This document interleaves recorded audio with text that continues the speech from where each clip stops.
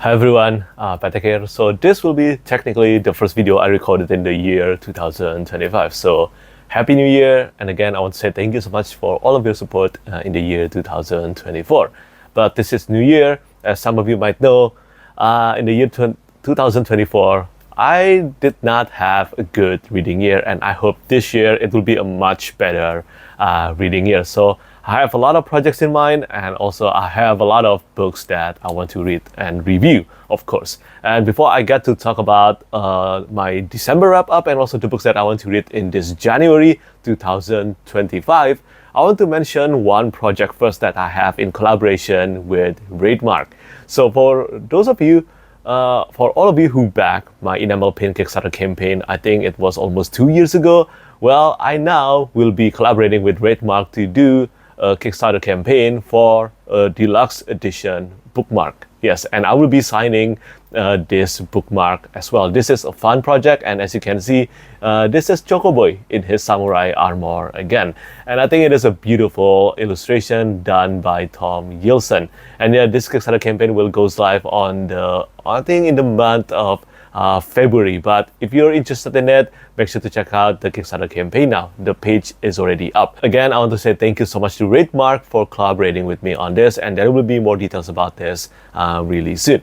But now, let's talk about books. So in the month of December, as expected, I wasn't able to finish a lot of books. In fact, I only finished technically 2 books, and these are for Magician by Raymond Feist. This is a reread, and also The Left Hand of Darkness by Ursula K. Le Guin. So let's talk about Magician first. So Magician, I have read Magician I think about 2 or 3 years ago. I think it was early during the days when I started my YouTube channel. I did not really enjoy Magician on my first time read, especially the second one, Magician Master, which is Magician was divided into 2 volumes. It was Magician Apprentice and also Magician Master. I enjoyed Magician Apprentice, and on this reread, I still think it's as good as the first time I read through it. I think I gave it a 3.5 out of 5 stars rating. I like the development, I like the coming of age stuff, although this is definitely classic fantasy and there was a lot of ode and tribute to Tolkien. I think there was still some stuff like the riff concept that made this book and also this first half of this entire novel more unique, even though the storytelling is a bit outdated, understandably, because this was published in like early 1980s. I wasn't even born yet.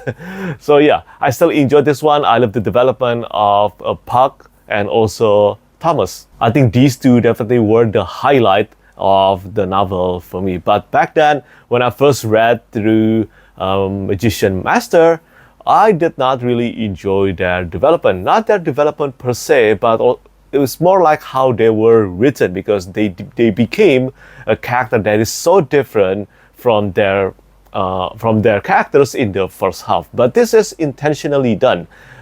Puck, or Milamber, as some of you might know if you have read Magician. That is not a spoiler, by the way. That is just Puck's other name. But yeah, as he became more of a master magician, Magician Master, his character and also his personality changed as well. But the way this was done in the book, in Magician Master, it was done in a very info-dumb manner, and it was done in practically 1 chapter. And I was not a fan of that. But somehow on this reread, because I have read Rift War Empire trilogy, the spin-off trilogy that Raymond Feist wrote together with Johnny Wirtz, I think this reread just improved a lot. And yeah, I actually enjoyed Magician Master more than Magician Apprentice now. I will be giving this one a 4 stars rating, because I still did not enjoy reading Aruta's story in both Magician Apprentice and also Magician Master. I'm just so much more invested in Puck and also Thomas' story. As for Thomas, I think his gradual transformation and also his struggle with dealing his personality, the Ashen Sugar personality, I think it was certainly my favorite part of the entire novel, or the entire 2 novels. I loved it. And yeah, this time I definitely will continue reading Rift War cycle. Yeah, I will be reading Silverthorn in January. Probably, yeah, this month. I will be talking about that more, but you already know now. So yeah, I really enjoyed my reread of Magician by Raymond Feist. And because it was the month of December, I went to the US and I did not have a lot of time to read anything. But I still want to close my year with a short standalone novel. So The Spear Cuts Through Water was a bit bigger than I preferred during the end of the year.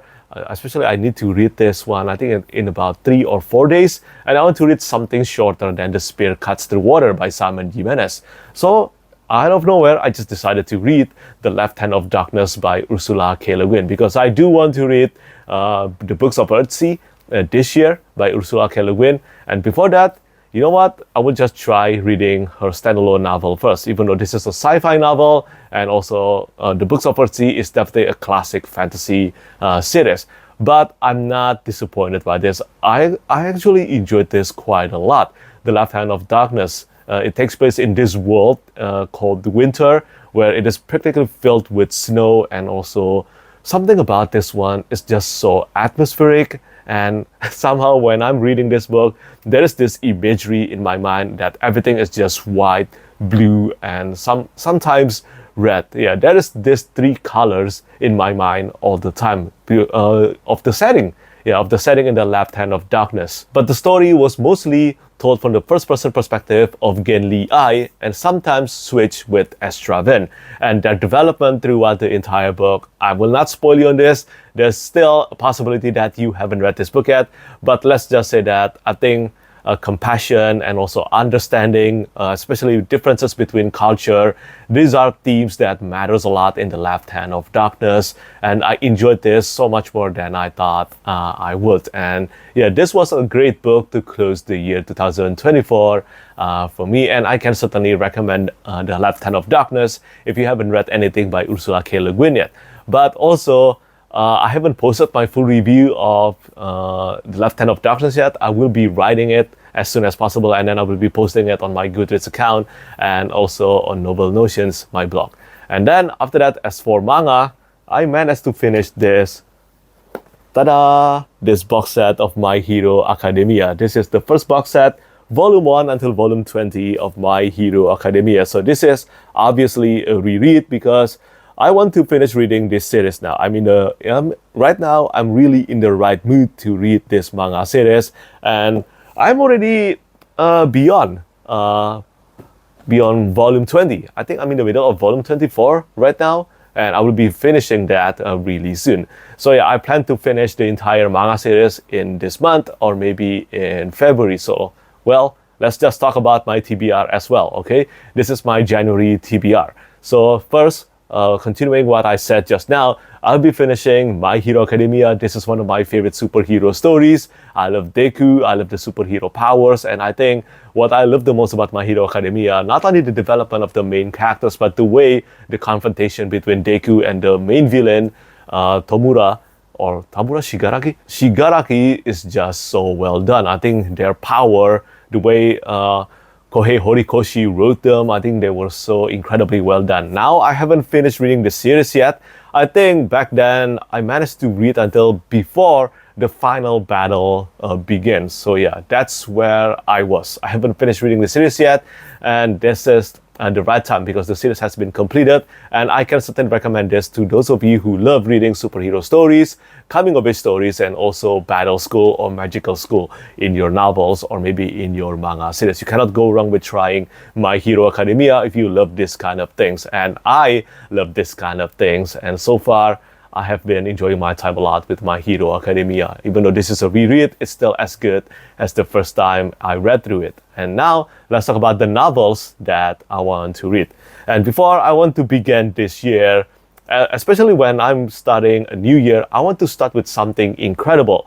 Like, for example, in 2024, I started with Kingdoms of Death by Christopher Rocchio. That book became the best book that I read the entire year. Yes, the first book that I read in 2024 is the best book I read in the entire year.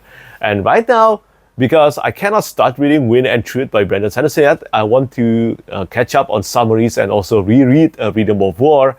Well, I decided to reread something else for a series that I haven't finished yet. And this one, well, this is Hyperion by Dan Simmons. I have started reading this. This is about, well, this is a reread, and I just finished rereading The Priest Tale, the first one. Yeah, the tale of Father Hoyt and also Dure. And yeah, love this one very much. This is one of my favorite sci-fi novels, and I'm curious to find out how I will feel about the last two titles in Hyperion. Because I remember loving the hell out of Hyperion, even during the first time I read through it. But I still think that the last two titles were the weakest of the entire book. So in this book, for those of you who don't know, there are 6 main stories. It is like the Canterbury Tales, but, well, in Hyperion by Dan Simmons. And I remember the last two titles being my least favorite, but at the same time, I cannot stop thinking about this book, even though somehow time just flies. And it has been 3 years since the first time I read through Hyperion. 3 years. And I still remember somehow very clearly about the story. And now I'm quite determined to finish reading the series. I feel like the reading mood for Hyperion Cantos is here now. So before I dive into the fall of Hyperion, I think it is only right that I just refresh my memory and also my connection with the characters and the world even further. And that's why I'm rereading Hyperion as the first book, the first novel I read in the year 2025. And then after that, as I just talked about, I will be reading Silverthorn, which is the second book in the Reform cycle by Raymond E. Feist. As far as I know, this one doesn't contain a lot of Puck or Milamber and also Thomas, and that makes me a bit cautious because those two are the highlight of Magician for me. And if I'm not mistaken, based on what I've heard, this one will focus more on Aruta and Jimmy. I forgot Jimmy the Hen, I think. That's the name of the character. But yeah, so I look forward to reading this one. Again, I really want to try finishing the series because I do want to reread Rift War Empire again. Lately, there are so many books that I just want to reread. So many, some of my favorite books that I just want to reread and experience again because I feel like if I'm rereading them, I know that I will be having a great time, definitely. And I need that. I need to feel like I love reading books again. And this doesn't mean that I don't have a lot of new books that I want to read, but sometimes I do need this kind of guaranteed satisfaction to make sure that I don't fall into a reading slump. And then, speaking of reread, well, I will be rereading Dawnshard and also Rhythm of War by Brandon Sanderson. I think it is time for me to read Guin and Truth. And it is not happening this month. There is no way I'm rereading Guin and Truth this month. But after I'm done with rereading Dawnshard and also Rhythm of War, well, I'll be diving into Guin and Truth, fingers crossed, in February or the latest in March. I think this kind of works in my favor right now because I know when Guin and Truth came out, people were just finishing it in 1 day or 2 days. And I felt a bit anxious, not gonna lie. I feel like I have to race with them, and I don't like that kind of feeling. I know I felt that feeling as well with Rhythm of War on my first read, and this time I'm curious about doing the second read of Rhythm of War because I have done second or third read of The Way of Kings up to Oathbringer, but I haven't done any reread of Dawnshard or this one, Rhythm of War. And yeah, I expect to love this one, love these two as much as the first time I read through it. And no, I don't think I will be doing another reread of The Way of Kings up to Oathbringer because I have done a reread of them plenty of times. And I think this time I would just rely on Bookborn's video summary. She did a great job on that summary. I just watched the Way of Kings portion, and it was enough to jog my memories of the main details of the Way of Kings. And maybe after I'm done reading the Guin and Truth, I will be rereading the entire series again. Maybe it will be a while before Book 6 of the Stormlight Archive comes out anyway. And finally, the last book that I want to read in the month of January 2025, it will be Into the Narrowdark by Tad Williams. This is another series that I want to finish this year. It was my goal to finish reading The Last King of Wosten art last year, but I couldn't get around to it. And the last two books, Into the Narrowdark and also The Navigator's Children, I haven't read them yet. And lately, unlike Guin and Truth, which I think I'm starting to hear some negative opinions, well, for Into the Narrowdark and also The Navigator's Children, everything was just super positive, and I'm so excited to be getting around to reading these two, Into the Narrowdark and also The Navigator's Children. But I love The Witchwood Crown, The Empire of Grass. I don't think I had any bad experience with reading any of Ted Williams' book in the Austen Art Saga yet, and I don't think Into the Narrowdark or The Navigator's Children will disappoint me. So yeah, looking forward to reading this, and if I have time, I might read something else, but I will just let my reading mood decide that. So yeah, I think that's pretty much it for all the books that I want to read in the month of January 2025, and also about my December wrap-up. Obviously, my book of the month, it will have to be Left Hand of Darkness, because that's the only book that is not part of a reread that I read in the month of December 2024. But anyway, once again, I just want to say thank you so much to all of you who keep on supporting me. I know that for those of you who are my patrons, I haven't been posting a lot or at all on my patrons, and I apologize for that. But I'm still very active on my Discord, and I just want to say thank you so much to all of you, and also, of course, to all of you viewers who keep on supporting my channel. It was a blast to meet some of you at UK and also in the US at Worldcon and also in Dragonsteel Nexus. So do tell me, what books do you plan to read in the month of January? What books do you plan to kickstart your new year? Hopefully you will have a great year this year as well. And then next week I'll be posting my first SFF Spotlight of 2025. So yeah, I think that's pretty much it from me today. As always, thank you so much for watching, and thank you for your support. Bye bye. Lastly, I want to say thank you so much once again to all my patrons who keep on supporting me.